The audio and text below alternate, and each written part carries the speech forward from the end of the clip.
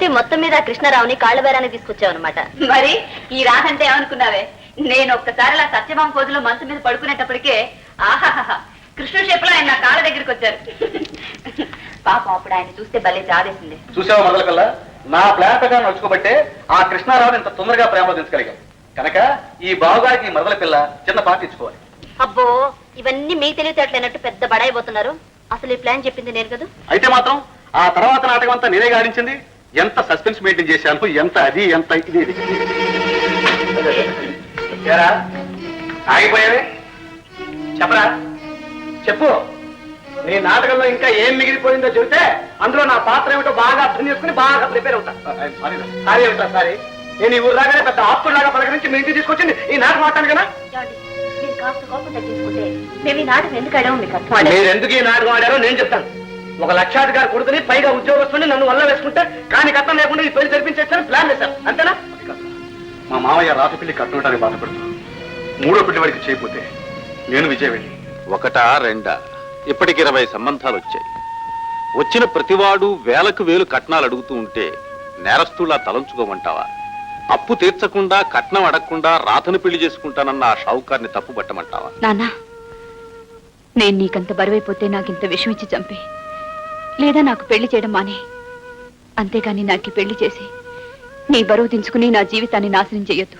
రాతను ఆ షావుకారికి ఇచ్చి పెళ్లి చేస్తే మీరు చేసిన అప్పు తీరుతుందేమో కానీ రాత జీవితం మాత్రం బాగుపడదు మామయ్య. అవును నాన్న, మీ అప్పుకు రాత పెళ్లికి ముడివేస్తే దాని జీవితం నాశనం అవుతుంది. తండ్రిగా నా బాధ్యత నెరవేర్చాలంటే ఈ సంబంధం నిశ్చయించక తప్పదమ్మా. సరే నాన్న, మా శక్తికి మించిందే అయినా రాతను మాతో పంపించండి. దానికి తగిన సంబంధం చూసి మేం పెళ్లి చేస్తాం. అవును మామయ్య, రాత పెళ్లి మేం చేస్తాం. సరే, రాధకిష్టం అయితే అలాగే కానివ్వండి. అలా మేమిద్దరం కలిసి రాతను ఇక్కడికి తీసుకొచ్చాం. మా అదృష్టం కొద్దీ అదే సమయంలో నువ్వు మా ఆఫీస్కి ఇంటర్వ్యూకి రావడం, ఉద్యోగానికి సెలెక్ట్ కావడం జరిగింది. రాధను మీకు ఇచ్చి పెళ్లి చేస్తే బాగుంటుంది అనిపించింది. మీ గురించి వివరాలన్నీ తెలుసుకున్నాం. ఉద్యోగానికి మీరు జాయిన్ అవడానికి వచ్చే రోజున ఆయన స్టేషన్కి వచ్చి మిమ్మల్ని రిసీవ్ చేసుకునే దగ్గర నుంచి ప్రారంభమైంది మా నాటకం. రాధ మీద నీకు ఇష్టం కలిగించడానికి వేరే మార్గం కనిపించగా మేము ఈ నాటకం ఆడాం. సుబ్బమ్మ గారు నీ భార్య ఫోటో అడిగినప్పుడు నేనే ముందుగా ఫోటో స్టూడియోకి వెళ్ళి రాధ ఫోటో కనిపించాను. ఇందులో మోసమే ఉండదు, రాధ భవిష్యత్తు బాగుపడాలన్న స్వార్థమే ఉండదు. మొత్తం మీద మేమిద్దరం కలిసి నాటకం ఆడాం. ఇందులో రాధ తప్పేమీ లేదండి. అవునండి, వాళ్ళని అబద్ధాలు చెప్పి నాటకం ఆడించింది నా బాబు కోసమే కానీ వాళ్ళ స్వార్థం కోసం కాదు. ఒక ముసలి వాడిని స్వార్థపరుణ్ణి పెళ్లి చేసుకుని జీవితాంతం బాధపడే కంటే ఇలా నాటకం ఆడి మీ మనసులో చోటు సంపాదించుకోవడం తప్పు కాదు అనే ఉద్దేశంతోనే నేను ఈ నాటకానికి అంగీకరించాను. ఈ విషయంలో నాదేదైనా తప్పుంటే నన్ను క్షమించండి. నిన్ను క్షమించడమా? ఇందులో నీ తప్పేం లేదు రాధ. భగవంతుడు మన ఇద్దరిని కలపడానికి కొత్త పద్ధతిని సృష్టించాడు. అంటే మీరు రాధ? తప్పు తప్పు, నేను మా ఆవిడ. అది ఎవరమ్మాయి? అదేవిడి పెద్దమ్మ గారు ఏదో కొత్తగా అడుగుతున్నారు. కళ్ళజోడు ఉందా? ఉందే. వేసేమన్నా మారిపోయింది ఏమిటి? మా ఆవిడ కదండి. మీ ఆవిడ ఏ ఊరు నుంచి తీసుకొచ్చా? ఏ ఊరు నుంచి ఏమిటండి? ఆషాఢ మాసం పుట్టిల్లు మీకు తెలుసు కదా. మీరు చెప్పిన వాటికంటే కొత్త విషయాలు చాలా తెలిసాయి. ఇంకా తెలియవలసినవి చాలా ఉన్నాయి. చెప్పండి, అసలు మీరిద్దరు ఎవరు? భార్యాభర్తలమే కదండి. నోరు ముయ్యండి. ఇది ముసలం ఉండదే. మీ ఇష్టం వచ్చినట్టు నాటకం ఆడదాం అనుకున్నారా? ఇది అసలు సంసారం ఉండే కొంప, లేకపోతే వ్యభిచారులు కిరాయికిస్తే కొంప. నీకెప్పుడు పెళ్ళయింది? ఎక్కడ పెళ్ళయింది? ఎలా పెళ్ళయింది? ఎవరు ఎవరు మీకు పెళ్లి చేసింది? మాట్లాడరే. అది కాదండి, సాక్షాత్తు మా అమ్మా నాన్న దగ్గరుండి. మా నాన్న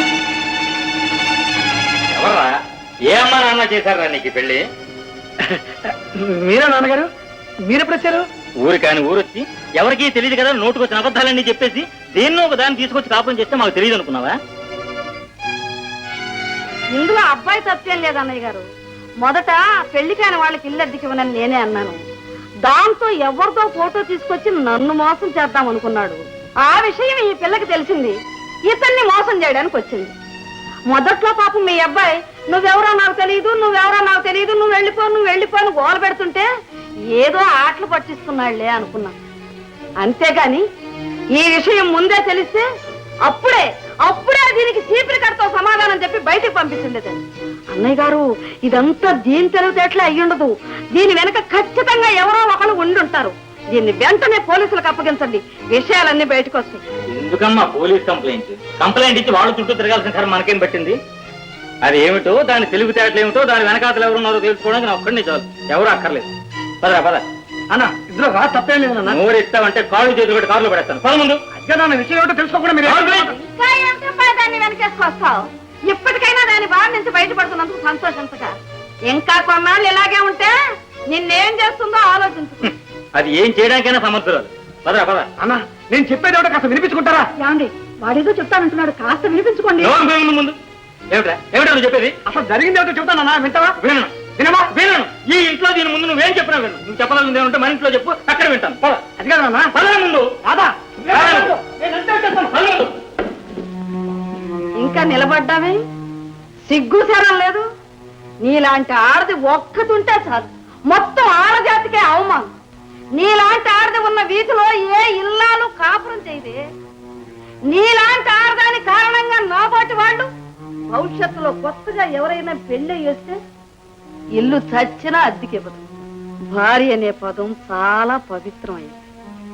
మొగుడనేవాడు పరాయి దేశంలో ఉన్నా, చచ్చి పరలోకంలో ఉన్నా మొగుణ్ణి దైవంగా చూసే ఆడదాన్ని దేవతలా చూస్తారు. భార్య అనే పదాన్ని కిరాయి కోసం వాడుకునే నీలాంటి ఆడదాన్ని కోసి ముక్కలు ముక్కలు చేసి కాకులకి గద్దలకి వేయాలి. ఇంకా నిలబడ్డావేవి? చిచ్చి, నీలాంటి ఆడదాని ముఖం చూస్తే ఏ ఆడదైనా సిగ్గుతో చచ్చిపోతుంది. ఇంకా నిలబడ్డావి? వెళ్ళు, వెళ్ళవే. చిచ్చి,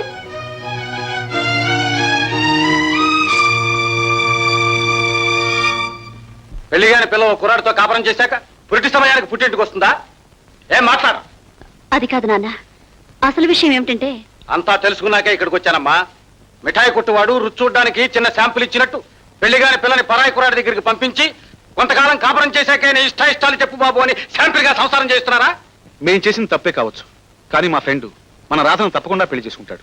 చేసుకుంటాడు, ఎందుకు చేసుకోడు? నెల రోజులు కాపురం చేశాక నీ ఫ్రెండ్ కు మోజు తీరిపోయి ఆరిపోయిన అగ్గిపులను విసిరేసినట్టు విసిరేస్తే నా పరివేం కావాలి, రాధ బతికేం కావాలి? మా ప్రోత్సాహంతో రాధి నాటకం ఆడిందే కాని రాధ మీద మాకు నమ్మకం ఉంది నాన్న. మనకి నమ్మకం ఉందమ్మా, కానీ లోకానికేం సమాధానం చెప్పాలి? ఈ ఘనకార్యం కాస్త నలుగురికి తెలిసిన ఆ మొక్కాన ఉమ్మకం ముందే ఎవరికో వారికి ఇచ్చి పెళ్లి చేసేస్తాను. కాదని మొండికేస్తే దాన్ని చంపి నేను చూస్తాను. ఎక్కడుందని? ఇక్కడే ఉన్నాను నాన్న. ఏమే సిగ్గు లజ్జ లేకుండా ఎంత నాటకం ఆడావు! పెళ్లి కాకపోతే కాకపోయింది, ఇన్నాళ్ళు నా కూతురు నిప్పు లాంటిదని ఎంతో గర్వపడ్డాను. నాన్న, నీ కూతురు అప్పుడు ఇప్పుడు ఎప్పుడు నిప్పే నాన్న. నిప్పేనమ్మా, నిప్పే. కానీ శ్మశానంలో శవాన్ని కాల్చిన నిప్పుతో దేవుడికి దీపాన్ని వెలిగించరమ్మా. మేమిద్దరం కలిసి ఒకే ఇంట్లో ఉన్నామే కానీ ఏ తప్పు చేయలేదు నాన్న. రావుణ్ణే తలుచుకుంటూ రావణాసురుడి చెరలో ఉన్న సీతాదేవినే తప్పు పట్టినప్పుడు ఒక ఇంట్లో కాపురం చేసి నిన్ను ఇంకెవరు పెళ్లి చేసుకుంటారే? ఎవ్వరూ చేసుకోనక్కర్లేదు. అంటే ఇలాగే ఉండిపోయి నువ్వు మాటలు పడుతూ నాకు మనశ్శాంతి లేకుండా చేస్తావా? అసలు నేను ఈ లోకంలో ఉంటేగా నేను మాటలు పడ్డానికి, మీరు బాధపడ్డానికి. ఎవ్వరికి ఏ బాధ లేకుండా నా చావేదో నేను చస్తాను. తప్పు చేయడం నీ వంతే, చస్తానని బెదిరించడం నీ వంతే. అంటే నీకు తండ్రి ఉన్నాడన్న సంగతే మర్చిపోయావా? తండ్రివి? నువ్వు తండ్రివని ఇప్పుడు గుర్తుకొచ్చిందా నాన్న నీకు? నీకు ఒక్క కూతురు కాదు నాన్న, ఇద్దరు కూతురులున్నారు. ఆ ఇద్దరిలో ఏ ఒక్కరికైనా నీ చేతి మీదుగా పెళ్లి చేయగలిగావా? అక్క బావ ప్రేమించుకున్నారు కాబట్టి దాని పెళ్లి కట్నం లేకుండానే జరిగిపోయింది. కానీ నా విషయం వచ్చేటప్పటికి ఏమన్నావు నువ్వు కూడా అక్కలాగే ఒక మంచి వాడిని చూసి ప్రేమించు, నా బాధ్యత తీరిపోతుంది అన్నావు. అంటే ఏమిటా నా దాని అర్థం? నేను ఎవడో ఒకరిని ప్రేమించడానికి నువ్వు పర్మిషన్ ఇచ్చినట్టేగా. నా మొగుడిని వెతుక్కోవడానికి నేను ఏం చేసినా అందుకు నువ్వు ప్రోత్సహించినట్టేగా. నేను ప్రేమించి పెళ్లి చేసుకుంటే నీ కట్నం బాధ తీరిపోతుంది అనుకున్నావు. అంతేకాని మొగుడిని వెతుక్కోవలసిన బాధ్యత ఒక కూతురి మీద పెట్టడం ఎంత తప్ప ఆలోచించావా నాన్న? ఆలోచించాను కాబట్టి ఆ షావుకారికి ఇచ్చి పెళ్లి చేస్తాను. అవును, ఎవడికొకడికిచ్చి కట్టబెట్టడానికి నీ కూతురంటే వస్తూ అనుకున్నావు. ఆ ముసలుడికిచ్చి పెళ్లి చేస్తే అది పెళ్ళవుతుందా, నా బ్రతుక్కి చావు అవుతుందా? చేతిలో డబ్బు లేనప్పుడు వచ్చిన సంబంధాన్ని నచ్చిందనుకుని సర్దుకుపోవాలమ్మా. సర్దుకుపోవాలా? సిలుకు చీర కావాలి నాన్న అంటే డబ్బు లేదు, నేచీరతో సర్దుకుపోమ్మా అంటే సర్దుకుపోయానే. బిఏ చదువుతాను నాన్న అంటే చదివించలేను, చదివిన దాంతో సర్దుకుపోమ్మా అంటే దానికే సర్దుకుపోయానే. కానీ ఇప్పుడు పెళ్లి పేరుతో నా జీవితానికి ఉరి బిగిస్తుంటే సర్దుకుపోలేక మొండికెత్తాను. ఇది నా తప్పంటావా నాన్న? సరే నాన్న, వాళ్ళు ఎలాగూ కాదన్నారు. మీ ఇష్ట ప్రకారమే ఎవరికిచ్చి పెళ్లి చేస్తారో చెయ్యండి. రాధా, ఏమిటి నువ్వు మాట్లాడేది అర్థం లేకుండాను? లేదక్క, కృష్ణారావు గారి తల్లిదండ్రులు వచ్చి ఆయన మీద కేకలేసి బలవంతంగా లాక్కెళ్లారు. తీసుకెళ్లారా? తీసుకువెళ్తే వీడు వెళ్ళాడా? వెళ్ళకేం చేస్తాడు ఆయన? క్లైమాక్స్ వచ్చింది, నాటకం పూర్తయింది, వెళ్ళిపోయాడు. కాదు మావయ్య, తల్లిదండ్రులు బలవంతం మీద వెళ్ళుంటాడే కానీ రాధను మోసం చేసే ఉద్దేశం వాడికి ఏమాత్రం లేదు. అవును నాన్న, ఒక మంచి ఉద్దేశంతోనే నాటకం ఆడించాం కానీ మధ్యలో ఆగిపోయింది కాబట్టి తప్పుగా కనిపిస్తుంది. అంతా సవ్యంగా జరిగిపోయి ఉంటే అన్నీ సర్దుకుపోయి ఉండేవి. అయినా ఆడపిల్ల తండ్రిగా పద్ధతిగా మీరు వెళ్ళి అడగండి, వాళ్ళు కాదంటారు. అవును మావయ్య, పేదవాళ్ళమైనందుకు ఆడపిల్లని కనందుకు మనం ప్రాధేయపట్టడంలో తప్పు లేదు. పదండి, నేను వస్తాను.